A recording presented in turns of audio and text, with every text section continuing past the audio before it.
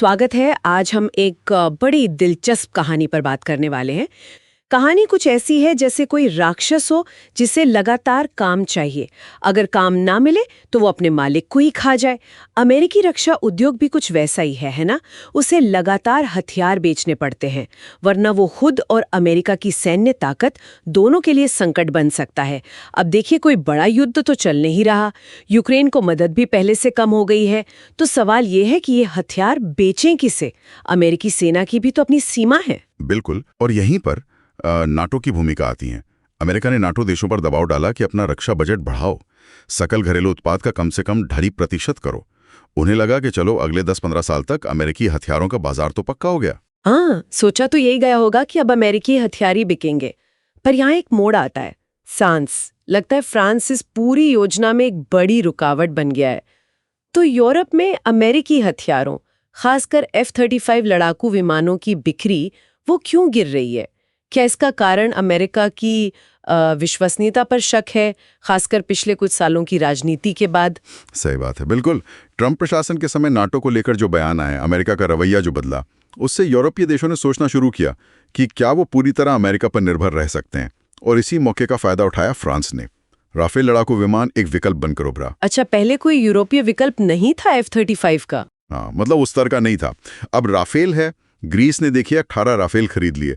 पुर्तगाल ने तो 50 F-35 का सौदा ही रद्द कर दिया, और वो भी राफेल में रुचि दिखा रहे हैं। और भी कई देश हैं जो अब फ्रांस की तरफ देख रहे हैं। एक और बात है, यूरोप को शायद अभी F-35 जैसी एकदम एडवांस्ड स्टेल्थ तकनीक की उतनी जरूरत महसूस भी नहीं हो रही। उनके जो संभावित प्रतिद्वंदी हैं जैसे रूस, उनके पास अभी वैसी स्टेल्थ क्षमता नहीं है। मतलब Su-57 को पूरी तरह F-35 के बराबर का स्टेल्थ नहीं मानते।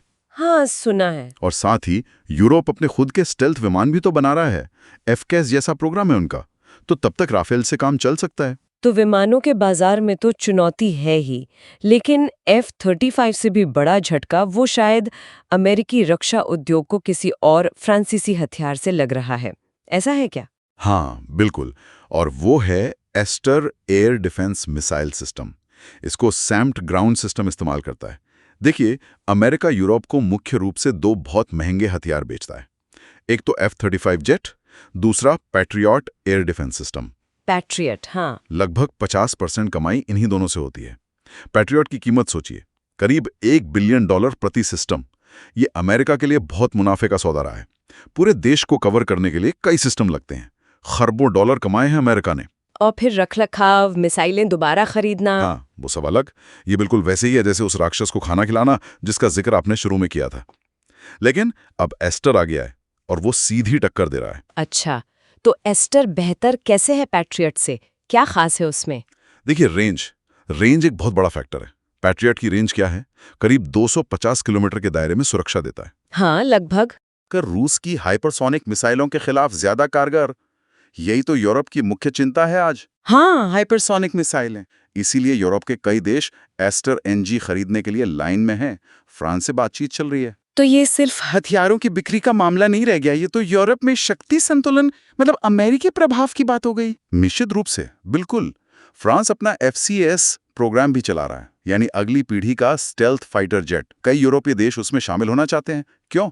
ताकि भविष्य में अमेरिकी विमानों पर निर्भरता कम हो। समझ गए। तो फ्रांस एक तरह से यूरोप के अंदर अपनी एक अलग सैन्य औद्योगिक पहचान बना रहा है, और ये सीधे सीधे अमेरिकी दबदबे को कम करता है। तो हमने देखा कि कैसे अमेरिकी रक्षा उद्योग की बिक्री की जरूरत, नाटो देशों पर खर्च बढ़ाने का दबाव और दूसरी तरफ फ्रांस की तकनीकी क्षमता और महत्वाकांक्षा, ये सब मिलकर यूरोप के हथियार बाजार को और वहां के रणनीतिक समीकरणों को पूरी तरह बदल रहे हैं। हाँ, विश्वसनीयता पर सवाल, यूरोप की बदलती जरूरतें और फ्रांस की तकनीकी तरक्की, इन सब ने मिलकर अमेरिकी हथियारों के लिए, खासकर पैट्रियट और F-35 के लिए एक गंभीर चुनौती खड़ी कर दी है। एस्टर सिस्टम इसमें एक बहुत अहम भूमिका निभा रहा है। और ये अमेरिकी रक्षा उद्योग के लिए वाकई एक चिंता की बात है।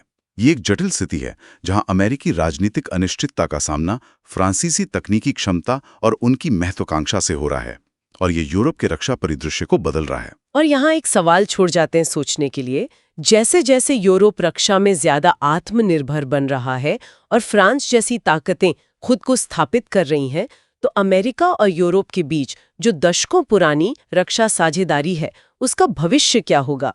ये सोचने वाली बात है।